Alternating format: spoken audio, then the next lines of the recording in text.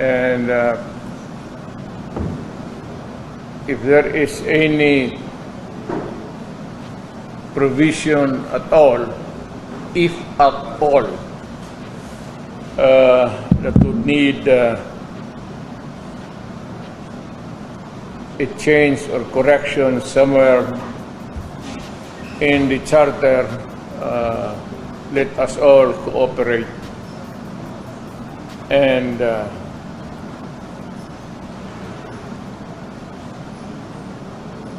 maybe suggest to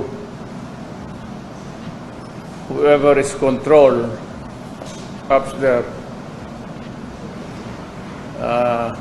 what would be the changes that would redound to the benefit of this country. I hope that it will remain that way.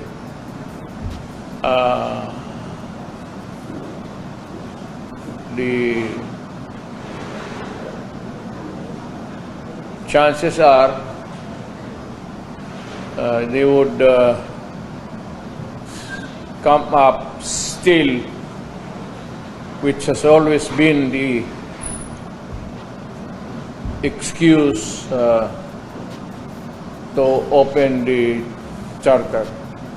I do not want to put forward anything that might, ayaw ko na lang mag-speculate. But if there is any change coming up, well and good, we should welcome it. But doon lang, I hope it would not rumble on to some other matters aside from the economic provisions that they would want to amend, change, correct, rectify. Pero ako talaga ba, up to now, I am still in wonderment kung ano yung why in heaven's name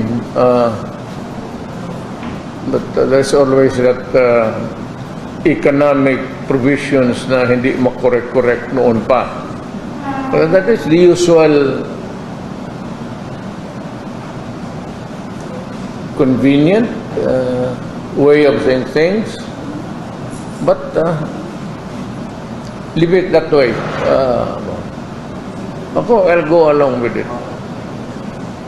As long as we stick to the economic provisions, whatever they want to change there, somewhere, somehow. Yun lang ang akin. That's the long and short of this press con. Wala naman akong ibig sabihin. Maybe that I just wanted a big crowd. I have been out in circulation, very far from the madding crowd. So, from time to time, gusto ko kayong makita. The dialect, it would be something like, gimingaw ko ninyo. Huwag mo humingaw sa ako. Mula na maklaro taba kay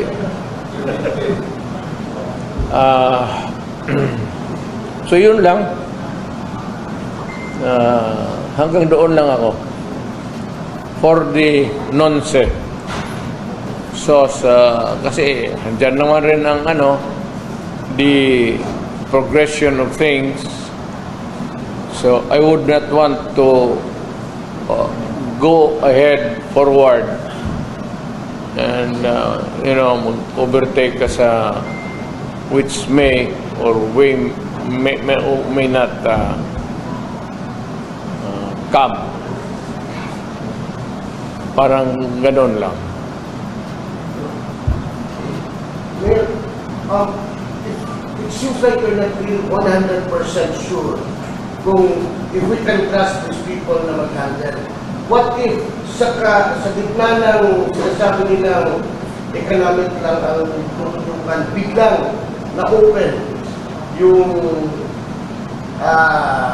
tsa at yung constitutional change natin at biglang pinasok yung terms nila at yung personal interest nila. What shall we do and what can we do? And what will you do? Well, ganito yan. Whenever you open the Constitution for changes or amendments, you cannot place restrictions or conditionalities na hanggang dito ka lang. When you open a charter change, it's plenary. Hindi mo so we call for a constitutional convention or we call for a constitutional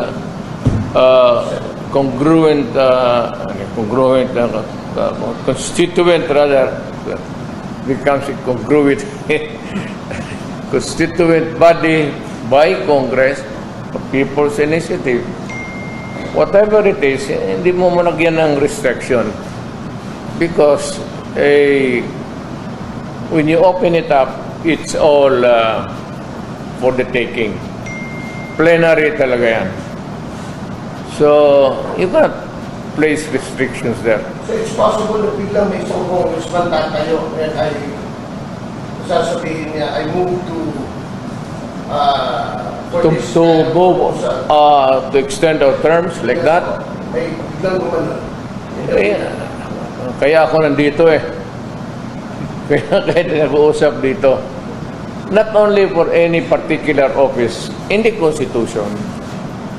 Ito namang local offices, local government offices are not mentioned in the Constitution. They are defined by one single phrase there about local governments, which will be organized in accordance with law. Ang nasa dyan lang sa Constitution is the President, the Vice President, the Senators, and Congressmen. The rest ng mga barangay captain wala na hanggang Mayor and Governor. We are all, we are public officials, but we are ruled by the local government code. It's not a constitutional office. Yung constitutional offices are those mentioned in the Constitution. So, yun ang, well, that's why ako nandito. Sabihin lang na kayong mga congressman o senador, huwag ninyong pahabain o paiksiin yung termino ninyo. Let it be where it is. Kung magsabi 6 years ngayon o ganon, hanggang dyan lang. Now, any changes that you may want to put forward for posterity, you may do so right now. You can begin by the legislation, then could lead up to the opening of the charter for changes and amendments, but it should be progressive. Ibig kong sabihin, tayo ngayon, kami, wala na pala akong sa picture eh. It's presumptuous, but you tend to forget. Hindi dapat kami, we should not benefit from it. Any changes making it longer, shorter, okay lang siguro. Pero longer by mahirap yan. Congressmen, senators, and all.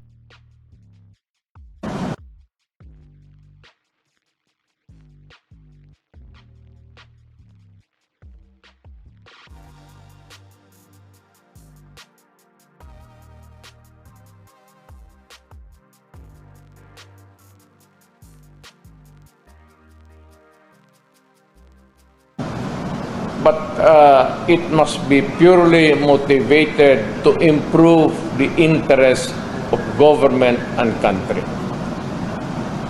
It will never be used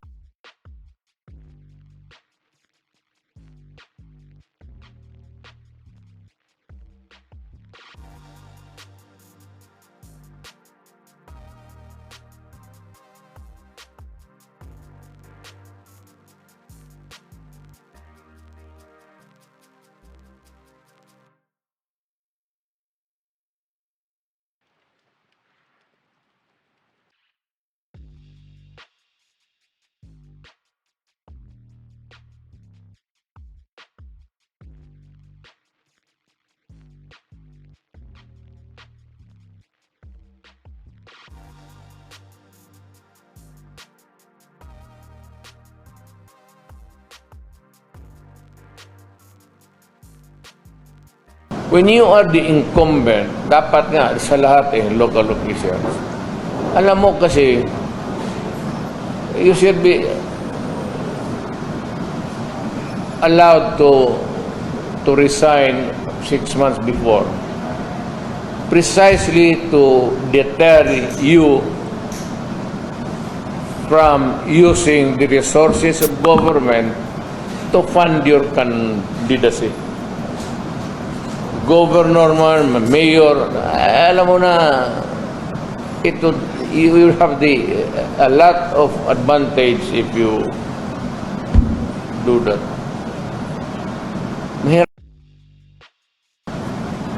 Fair is fair. Wala naman tayong ano dyan, but this is the democracy. Rotation dapat.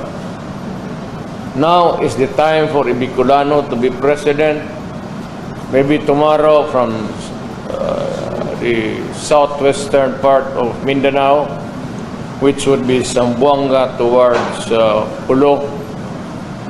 I would even relish an Ifugao president. Torno-torno tayo, wag natin suluhin. Hindi maganda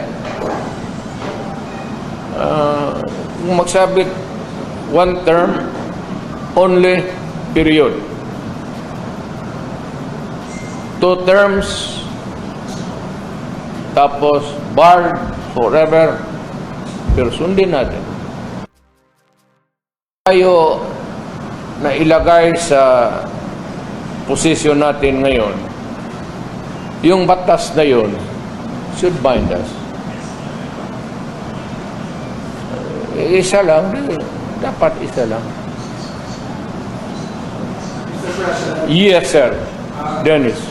kung ikaw lang ang karoon sa posisyon nila, kung sa'yo ang ngayong dapat i-amenda sa 1987 Constitution. And secondly, ano sa may damo na po na itong prayer rally sa Luzon? The second question is clear to me. The second question is, kano sa po may damo na tayo himuon ng prayer rally sa Luzon? Wala, I do not think that yung first question is irrelevant naman yun. Kung sa himuon, wala naman akong nakita sa horizon na any attempt to circumvent, go around or anything na hindi maganda. I just want to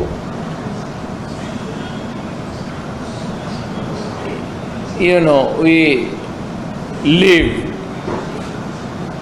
on our time. Kung saan tayo dinatngan ng swerte natin sa buhay, ng Constitution, and your destiny, hanggang dyan lang tayo.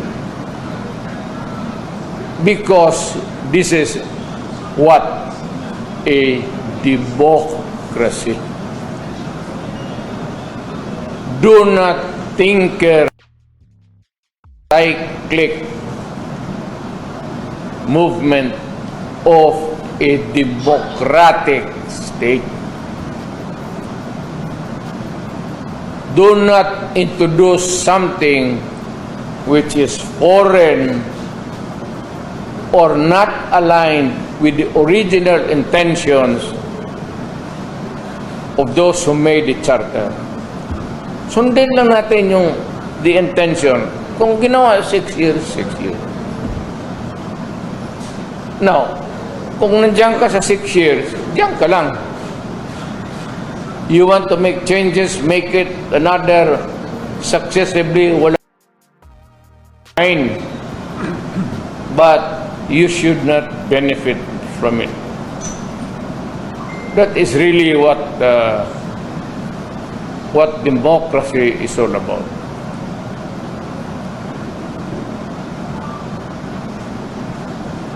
Yes, Kaduwaya.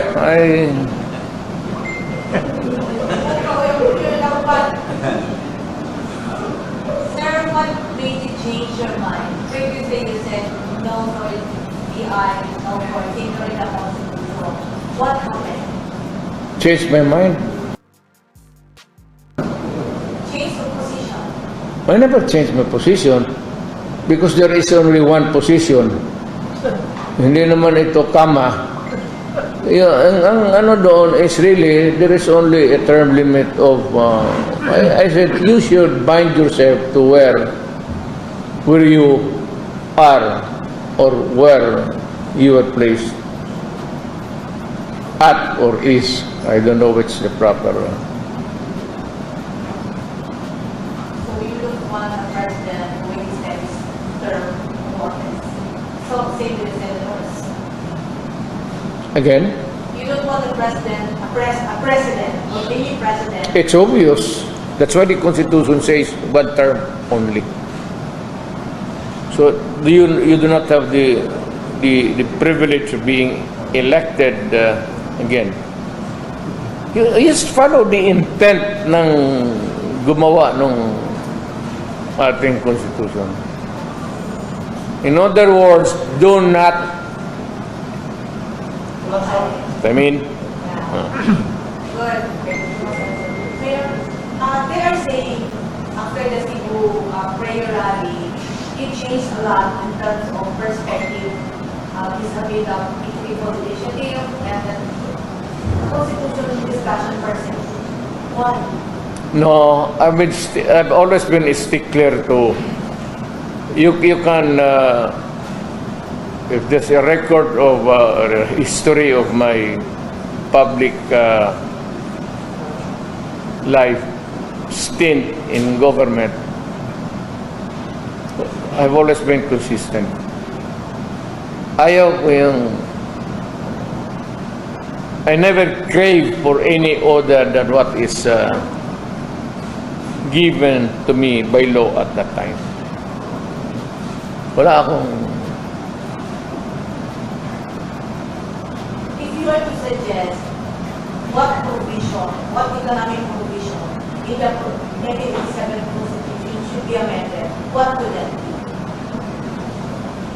I don't care if you make the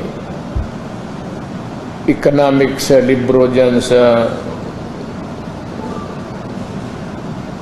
huwag mo lang pakialaman yung Constitution. Saksak mo na lahat ang economic provisions ng libro ng encyclopedia kung gusto mo. Let us not, beat around the bush or find excuses to just, huwag na tayo magbulahan dito kasi matanda na tayo. We've been long in dito sa gobyernong ito, tumanda tayo. Nakilala kita, naka-short pants ka pa lang. Nagkaalaman na tayo dito kung sa badya, labad-labad ka man sa asking questions that... Sir, because you're saying that you're fine except the term of office. So if you are fine, which one should be amended?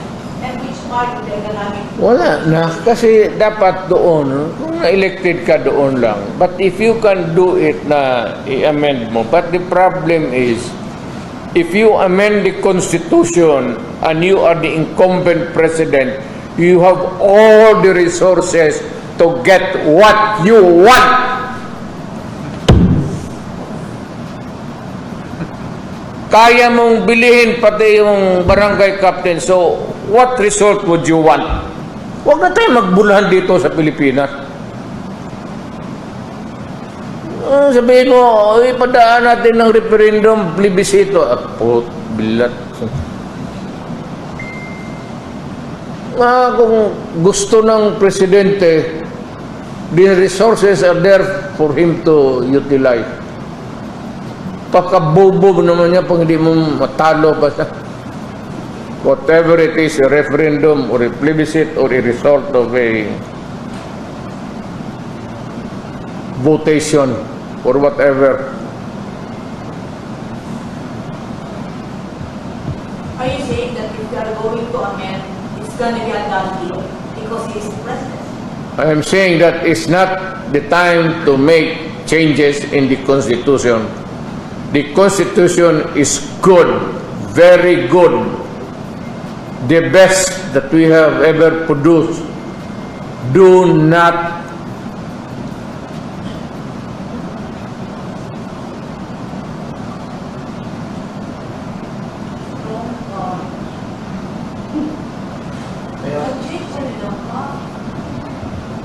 Okay, go ahead. Yes, ma'am. During your Ang message, imong kadibang imong anam guon mo magsinong kadako ng yawa. Sa ibang message dito sa Cebu Rally, you've mentioned na you will support for the changing of provision as long as President Marcos will commit to the people that he will not run again. Is it a challenge or... No, it is a reminder that even presently you are not supposed to do it. What if hindi niya... Ayan nga sinasabi ko, well, bahala siya.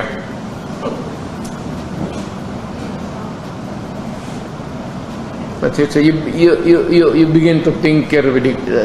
Yan ang sabi ko, do not tinker with the Constitution. Don't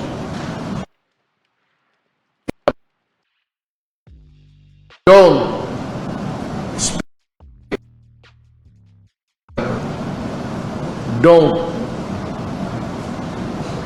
other amendments fine.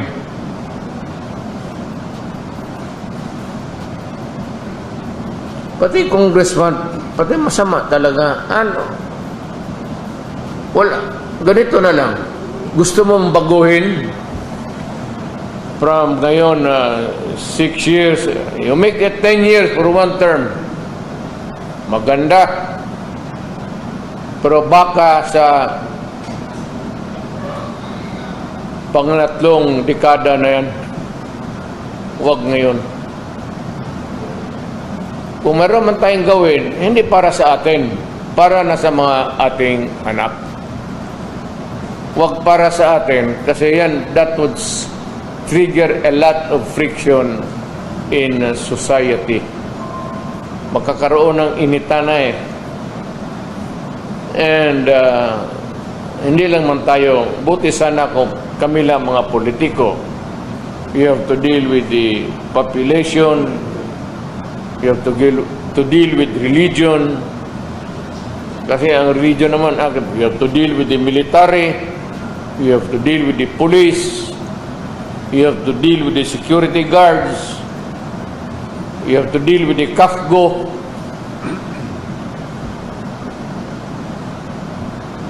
Puro may armas yan eh. Let's, Sir, you're raising your hand a while ago. Sir, you have mentioned that you supported President Marcos in the economic chacha. Could you give us a rate from 1 to 100? Kung bintana, ilayo ang yawa. Tugnaw. Mga tugnaw doon man na nanguluspad na ganit eh. Okay? Pero ito. Sir, pwede niyo po magbigay yung rating niyo na 1 to 100 yung support niyo po kay President Marcos when it comes to economic chacha? 100. if you are going to rate his presidency against the proposed chacha, what grade would you give him? The proposal for what? You have to have you know Economic chacha now. if you make me choose something, make a face on the other side. Cha-cha. Yeah. Cha-cha, well, okay. Walang problema. As long as I said, do not tinker with one particular sentence there about the presidency. Yes, Roy. Mayor, we got your point on the term limits, that you would be okay with it for as long as it will benefit the current officers. That's the term limit. How about the form of government? What's your take on it? I'm comfortable with the presidential type of government natin ngayon. It's a Republican form of the government, presidential type. Huwag na natin palitan kasi yan na yung naabutan ng lolo ko, naabutan ng apo ko. Huwag na natin yaga-yaga. Kung wala nang may ibang putak kayo, kung wala na kayong ibang pag-isip, magpunta kayo doon sa likod ng bahay ninyo. Tingnan ninyo kung walang tao doon.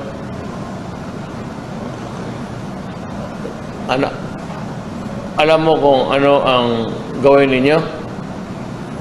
Bahala na kung anong gusto mo. Huwag kayo ubusan kayo ng ideas. Bakit mo ibalandra dito yan sa gobyerno pati sa tao? Ilang beses ba tayo mag-fix ng konstitusyon? There was a flaw or a flawed one. Okay, we may change it. What else? What needs to be done? Something else? Good. But not the prolonging of the barangay captains nor of the president. Not good. Kung meron man, i-apply yan.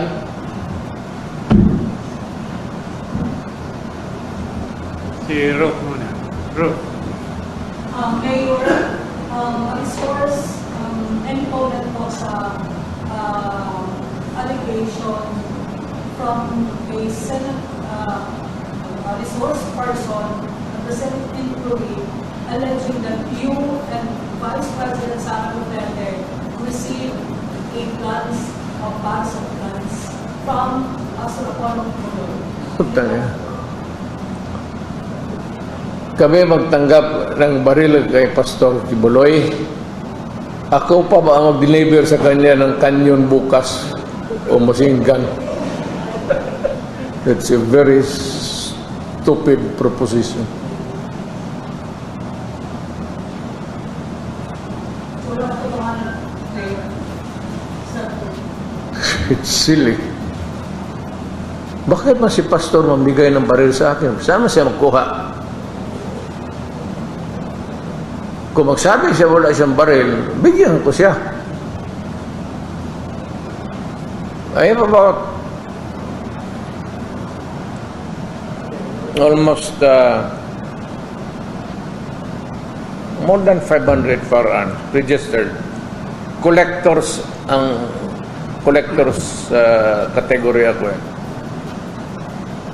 Ibig sabihin, bili ako ng bili pero hindi ko magamit. I can only use one.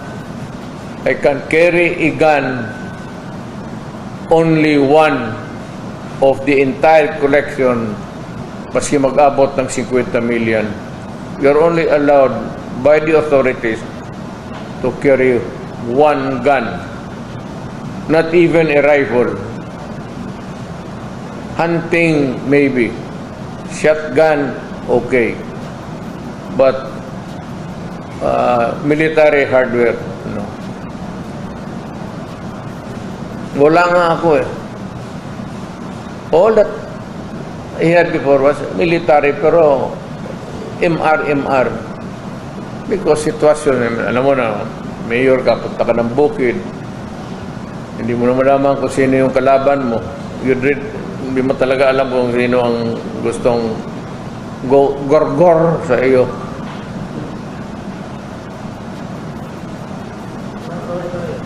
Only 500 Ako? Yeah. Wala eh. Collection. It constitutes what? Even if it's collection. Yes. Hindi ka collector kung illegitimate na. Collector is collector. You collect and collect and collect. Hindi ito BIR. Collection ng firearms ito. Okay, Alan. Mayor, inline sa statement ni Pastor Apo ng Bibuloy, nagtago siya because yung life is under threat from the CIA. Sa take, inline mga CIA terrorist Davao City. Well, I could not really say that I can validate his statement independently, yung salita niya. But what I can say is that maybe somehow his life is in danger.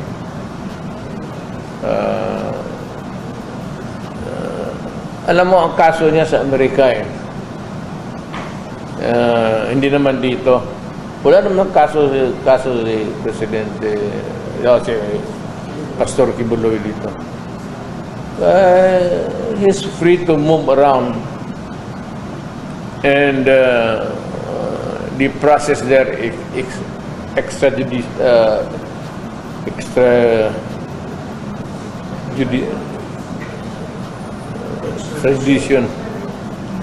So it's a long process. Rendition. Hindi rendition with a military. Extradition is also treated. Willing siya magpa-extradite, but hindi siya gusto extraction. Malit na kaso yan. America would not go into that. America would not waste its time violating a law na ano. Is that attending to the session ng Senate could lead to his arrest? Is it possible pa-arrest nyo siya ng hindi siya dumadalo, nag-attend sa Senate hearing? Sino? Si Pastor Kibuloy.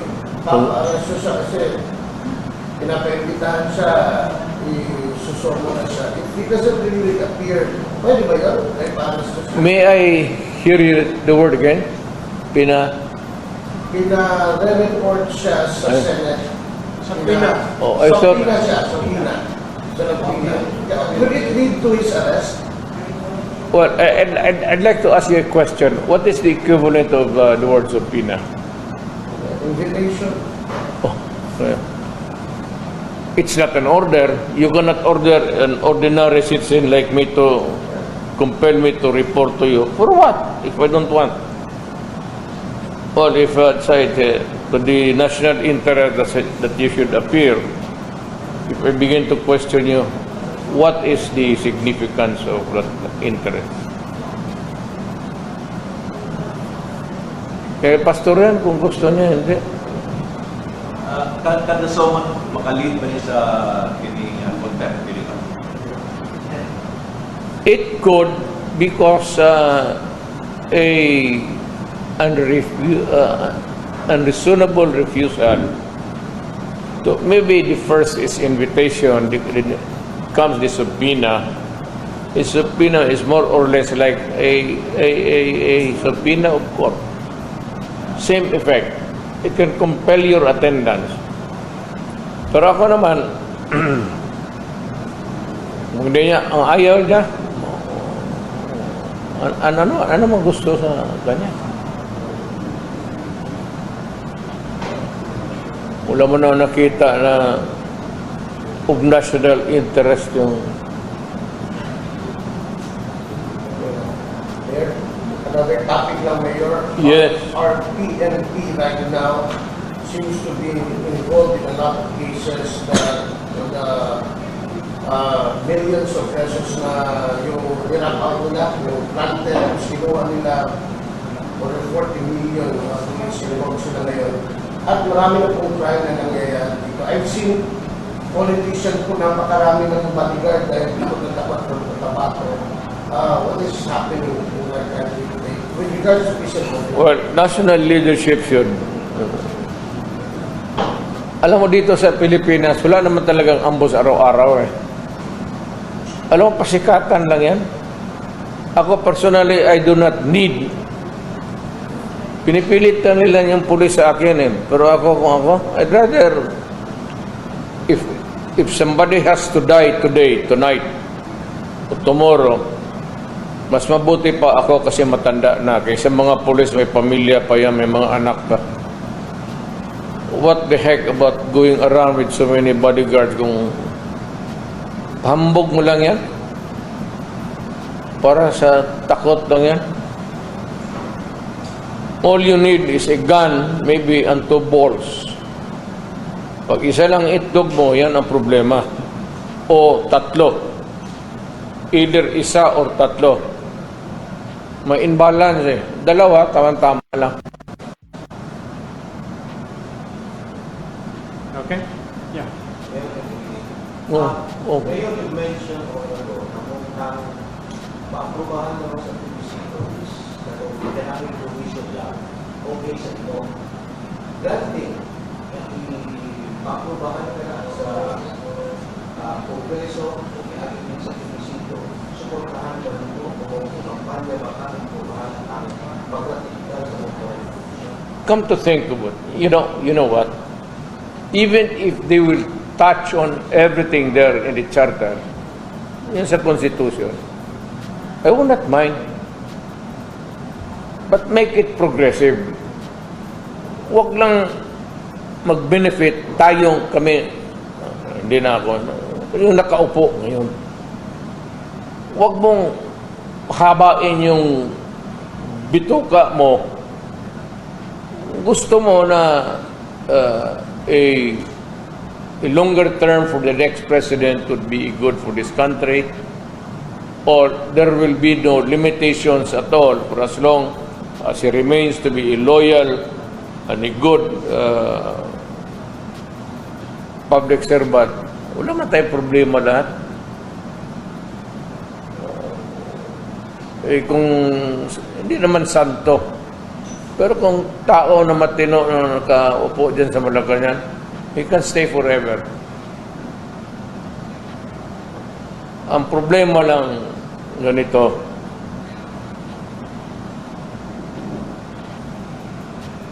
nag-iisip ako ng malalim. Problema kasi, si Jesucristo hindi nag-file ng certificate of candidacy.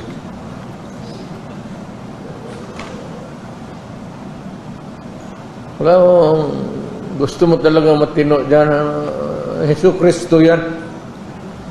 Kung tao yan, pandor dito, pandor dito. The temptation to make money here and there. At may command. Yan ang bantayan ninyo sa inyong inihalal na mga officials.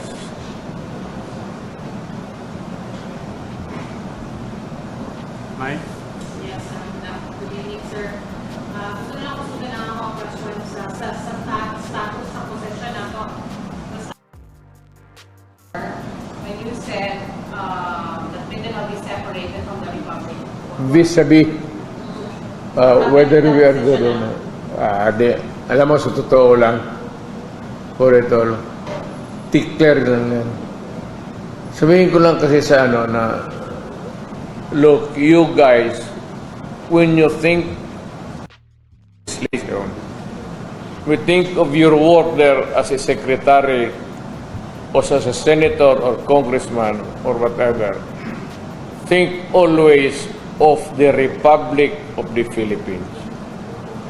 Huwag ninyong pabor-paboran yan kasi hindi lang kayo ang Pilipino. Parang ano lang yung pitik lang yun na reminder, gentle reminder na, shape up because hindi pa naman tayo magkatribo lahat. Yan nga ang problema eh. Pagpunta ka doon sa Ilocos, hindi ka maintindihan talaga kung taga-Bisaya ka. Kung taga-Bisaya ka, magpunta ka doon sa Hulo, hindi tayo magkaintindihan. Kung taga Mindanao ka, magpunta ka Luzon, tulala ka palagi. Baluktot ang Tagalog mo o ang Bisaya ng Tagalog, mukhang Espanyol pakinggan sa tainga ko. Another mayor, what do you make out of the goings on sa Senate hearing under sa committee ni Senator Rodrigo about kay Pastor Apollo Kibuloy, not only indicating him but also dragging along your name and the Vice President Sara? Anong sinabi niya? Dragging, getting statements from alleged witness that you're somehow involved in the gun exchanges, transactions involving firearms. Involving? Transactions involving firearms. Sa pag-iingon sa witness that particular witness saw you and the Vice President bringing that back to the firearms from the pastor.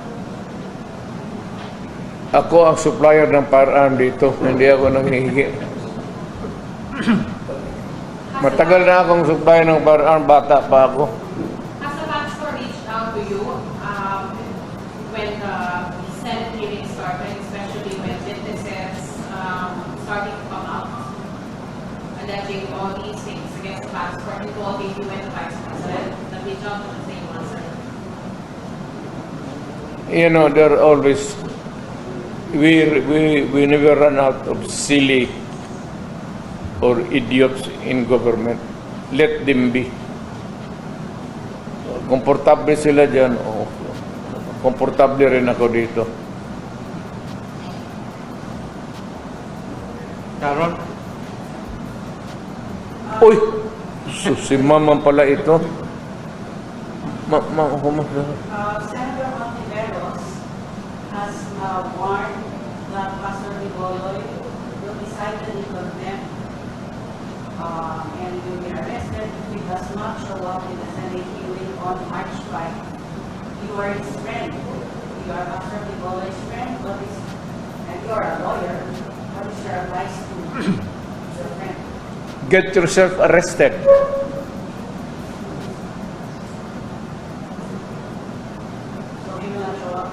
This is a free country. If you do not want to go there, get arrested. You will ask him to cooperate. I'll give him the free choice. Can I go back to that constitution? Yes, what about? You said a few minutes ago that you are comfortable with the presidential type of government. President. Although that you campaign for federalism when you run for president. Yeah, it does that. Let me correct you right there and then. It does not mean that it is federal, it is not presidential type. Let me finish my question first. You said you are in favor, wag na lang ang palitan, naabutan ng lolo ko, naabutan ng ako ko. But in 2015, when you campaigned for the presidency, you pushed for a shift, to change the constitution, to shift to a federal system, right? Right. Okay. But you had, the first half term, you had a super majority. What even up to the end, diba? Look, it's just. But why did you not muster enough political will to get that shift to federal system? To answer your last question, because wala akong enough political will. Second, actually, there is not much different about a federal system being presidential. There's no incongruity there. Okay, America, it's a federal union of federal states, United Nations. It's federal. It's presidential type of government. I do not see any Wala akong nakitang ano doon, problema. Pero, Do you not regret that you were not able to do as you promised in 2015? you cannot have your cake and eat it too. May ang Diyos may ibigay sa iyo, may hindi. So, hindi lahat ng kaligayahan na gusto mo makapkap mo sa mundong ito. There will always be disappointments. And this was your big disappointment. Well, I'm talking to you about life. Nothing's perfect. Yung ano po, kanina, Ayaw pagpo na to kay sinabi niyo rin that your call for Mindanao, independent Mindanao, which you did on January 30 in Mensing, you said it was just pity. well, that was really that was a legit dream of the old yung mga taga Mindanao. You know, because Mindanao is a frontier country. It is not inhabited by originals except the natives and the Moro people here. So, yung dream of separate, looking at a certain place, like my father and mother, migrating toward an island called Mindanao for a better future for the children. Yun ang dream. It has always the dream of some people to be independent. Pero if it causes a rupture in our entire system sa Republika, I will not go for it. I will not go for a forced carving out in Mindanao out of the Philippines. Are you saying now that it was just a pity or a picture? I am not. I'm not. There were no takers? I'm not saying any different, really. Actually, Kasi wala naman, after you made the call, there were of course reactions that you cannot do. well, I said, sinabi ko, So you're saying that now because give us a better deal for Mindanao. Well, if you studied history, Mindanao has always been a poor relative vis-a-vis with the entire country. Ang Mindanao noon, the least for so many years, consistently the lowest in getting public funds for our structures. Kaya tayo pinaka-late nag-bloom. And that was the complaint. Kaya it fueled the revolution. It encouraged people, and some Christians joined the Moro people in clamoring for an independent Mindanao. Klaro yun especially the earliest settlers dito. Na dumating na ang panahon na lang, maganda na ang road network doon sa Mindanao. Punta ka ng Hagonoy noon hanggang Rocky Road. Sa ice cream lang yan. Hindi yan pang gobyerno. Hindi naman talaga nahati. Because the influential leaders and even the national leader, president, has always been there. Para tayo na nakatsamba na sa panahon ba yun? Karoon tayo ng presidente dito. Pero ganoon pa man, there was never really a radical change in my... I'll just be frank with you and everybody else.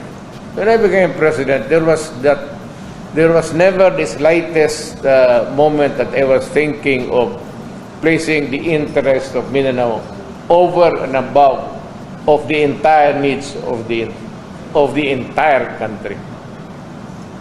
Kung ano lang ang sabihin ng economic planners at ano lang ang sabihin ng mga Department of Highways and everything, at unahin muna natin ito because I am not as bright as anybody else. I might be a lawyer, good in memorizing. Hanggang dyan lang, memorize. Pero to be an enterprising thing about governance, malayo. I cannot claim. Kadili kay di ka pod mo undang tindog naman ko. I think somebody asked, but you were not able to answer it earlier. The question was, are you going to Manila or Prayer rally. after another rally in Davao? Of course not. What for? So, the Cebu rally was the last? It's just a pretext just to go home to say the alam mo, Cebuano always yearns to see surgery. Any slightest excuse to be there. Pero sabihin mo just to be at the moment because it is demanded. Kaya, So there's no schedule for now? no schedule. If you are asking the question in terms of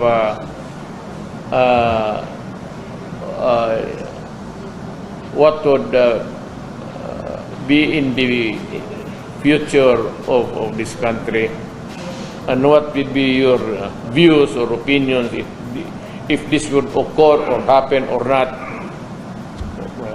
I'm retired. I would like to stay retired. I do not want to meddle in politics. Maski na sa mga anak ko, if they can carry the burden on their own, kampanya lahat na gusto ko magpahinga na. But, Color, maya ko lang sabihin sa iyo, 40 anyos na gud ako.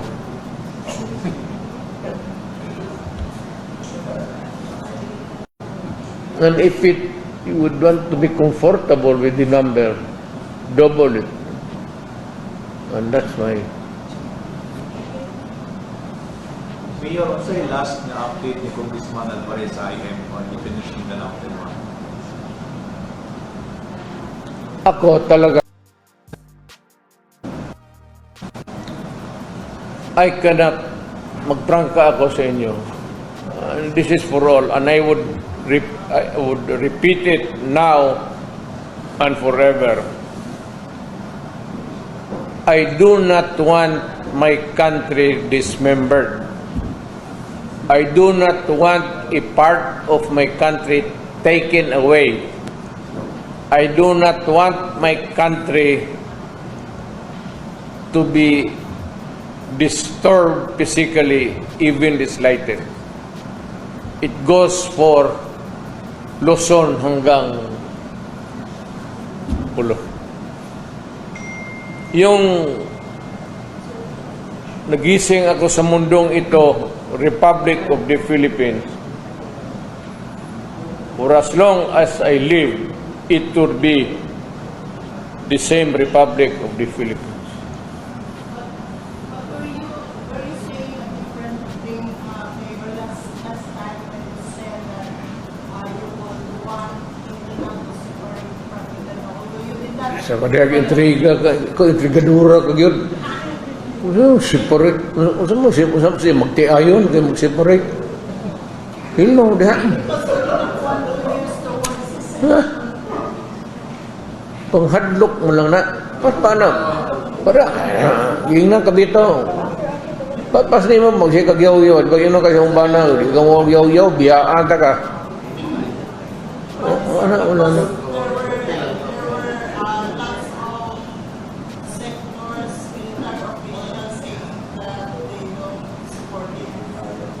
Lalabin ako. Ayaw nila, mas lalo ako. Mas matanda ako nila, buuang sila.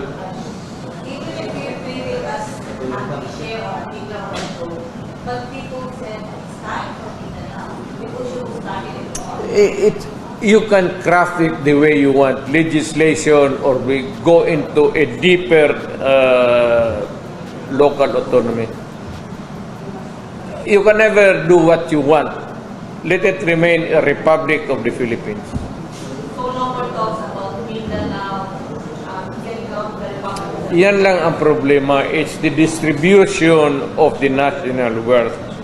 And you know very well, lahat tayo, if you studied your history, lahat tayo, alam natin that Mindanao was really a poor relative of the national government. Ngayon lang ito,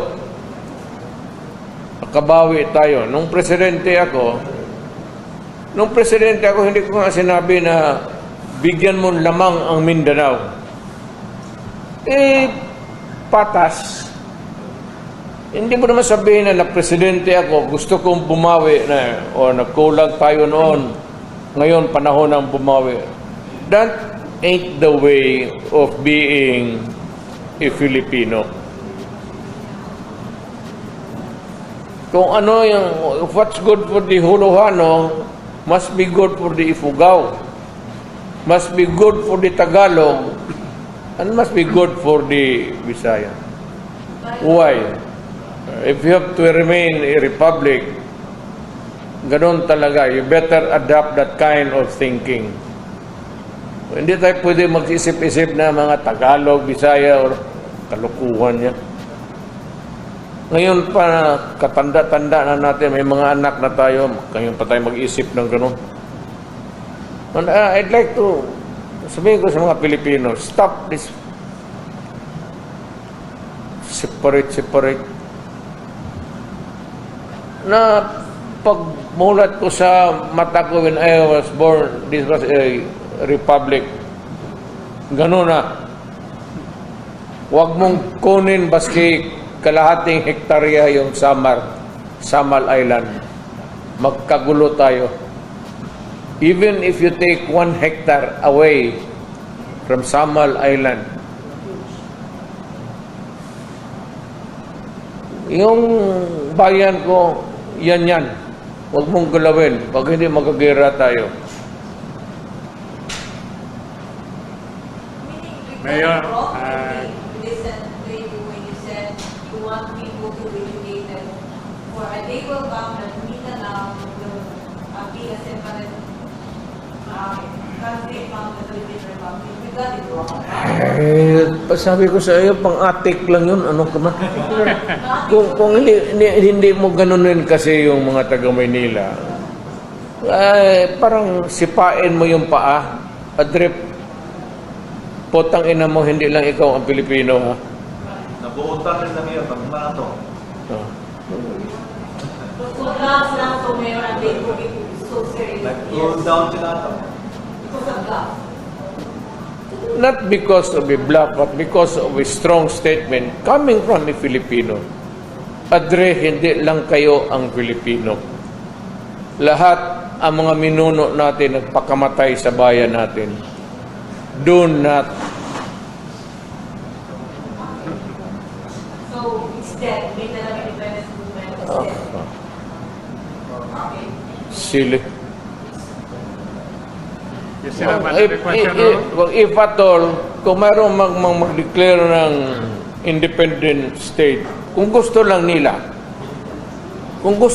payag ako, Samal Island. Yan. Gusto na mag-declare ng independent Samal Island, sali na lang ng talikod para may sila, bakasyonan. Ro, Mayor, I still have to, Mayor, yung drug addict issue kay President, gano'n pa rin ba yung challenge mo kapag drug test? Drug addict issue. Yung challenge mo po. ano? Ay, still drug challenge mo? Si Presidente, Wala akong sinabi na ganun. Mama, you have to, even if you kill me 1,000 times, wala akong sinabi na ganun. Taking a drug.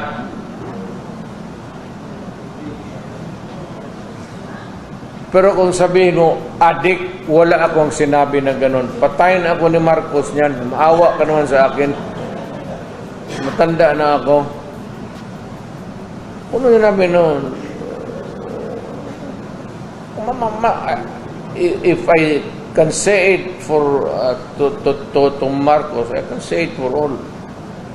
Ayaw ingnawa kay antibiotic na to o kay aspirin. They're all drugs. It's just duminiklat yun. Pero wala akong sinabi na patayin ako ni Marcos niya. Takot pa naman ako mamatay ng matanda na ako. Gusto ko pa mabuhay mga another hanggang mamatay si Kaduwaya. Magsabay kami. Mayor, 8 months na lang po, Mayor, mag-election na naman. Marami sa kayo yung mga tao when you pushing you to run for Mayor. Ayoko naman. Political transfer 2025. Let it anybody, not even from my family. You know, corny man pakinggan. But if you count the number of years that my father was in public office, isali mo ako. Pati isali mo yung, idagdag mo yung sa mga anak ko. Masyado ng... Okay, just Maybe one it's last, high time na iba na naman. just one last question. That question would come from me. Okay. Mr. Mayor, you said something about our children's future. Inday Sara, in all the surveys, had been on the top, most trusted, most approved, and her department, the Department of Education, has been declared as the most trusted government agency in the country today. As a father, what can you say about the performance of your daughter? Well, I think that she's just following my record. Hindi lang na-record properly. Kasi si Kaduwaya kasi yung tikuha ng figures noon sa Manila eh. But I am proud that she's been doing good at public service. Taking into account that, my father has always been, for the longest time, the governor of even the city of Davao before. There was only one Davao, one province, one capital, Davao City. And we used to elect the governor of the entire Davao province and Davao City. So, ganon. At ako naman, I would like to thank you, although belatedly, I suppose. Salamat po sa mga tao for the number of years given to me as a rare privilege to serve my country as mayor, as congressman, and eventually as president. I just hope that hindi ako nagkulang sa tao. Pero ganun pa man, maski na pahabol na lang ito, ginawa ko talaga ang magagawa ko at wala akong ginawang kalukuhan kailanman. Mayor, what's the update on the sa ICC? Sabi ko sa kanila, mag-usap na lang sila ng ICC rin dito. Total, magkapareho silang pangalan eh. Just, you talk to each other, maybe you can understand. Mayor, the support of the president is para ma-implement nila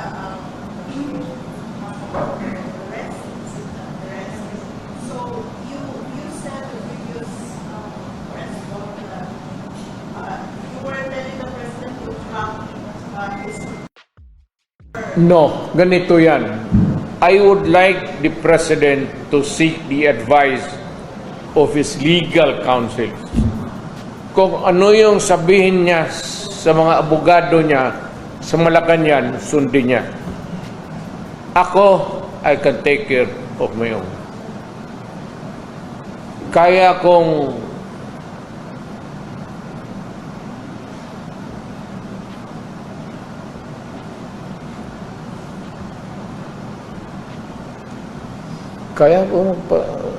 saan ba yung ICC na yan? Kaya pasalvage sa mong yawa mo. Pakialam nila. When my country was being eaten by drugs and everything, nandito ba sila? Putang ina nila. Sabi ko sa kanila, putang mo, Duterte, sabi mo, putang ina ninyo. Panahon na brihon natin dito, nagpatayan tayo dito, polis ko di patay dito, patay doon. Patayan tayo ng mga Pilipino. Saan itong mga putang inantok? Where were they? Yung kinakain ng mga anak natin ng droga. Hindi ang droga ang kumakain sa mga anak natin. Saan sila? Putang ina. Sabihin nyo, tatapos turuan patay kung anong sabihin nila. Sampalin ko sila. Totoo, kung may makita ako na foreigner magsalita sa akin sa harap na, pag hindi kita sinampal. Ano? Wala mang preso yan. Guilty ka agad. Did you slap this idiot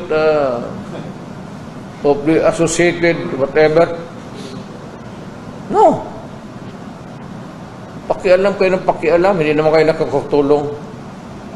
Sabi ko nga, look, idiot, if you are not really an idiot because you are an idiot, sino ba naman gustong pumatay sa kapwa-tao niya?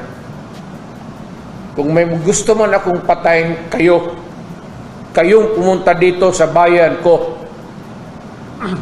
Noong mga minuno namin na walang alam, pumunta kayo dito, you occupied my country for so many years. Spain for 400 years, Americans how many years? And you talk like a shit. Tang ina niyo ba kung turuan? Talk about human rights. How many years of oppression? Nagtiis tayo sa mga kamay ng mga banyaga. Tang ina nila. Tapos kung magsalita ka no, look who's talking, ika nga. Nga tayong turuan. Ako ba? Bakit ko patayin Pilipino? Kasi gusto ko pumatay ng puti. Sila yung may kasalanan, hindi yung Pilipino. Yung ngayon, kung Pilipino ka naman, and you're fucking with drugs, destroying the mga bata, ibang istorya yan. Sinasabi ko naman, tsaka ako nag-warning. At ang warning ko, walang para-para. Wala akong qualified or condition. Huwag mong gawin yan, papatayin kitang putang ina mo. Lagi. Last po, we heard the cause pa kayo ni Pastor Davao in person recently, at saka may idea pa kayo sa kanyang whereabouts kung nandito pa ba siya sa Philippines or nakalabas na? Si Pastor? Sabi ko sa Afrika ka muna matago. Kaya hindi ka mahalata doon.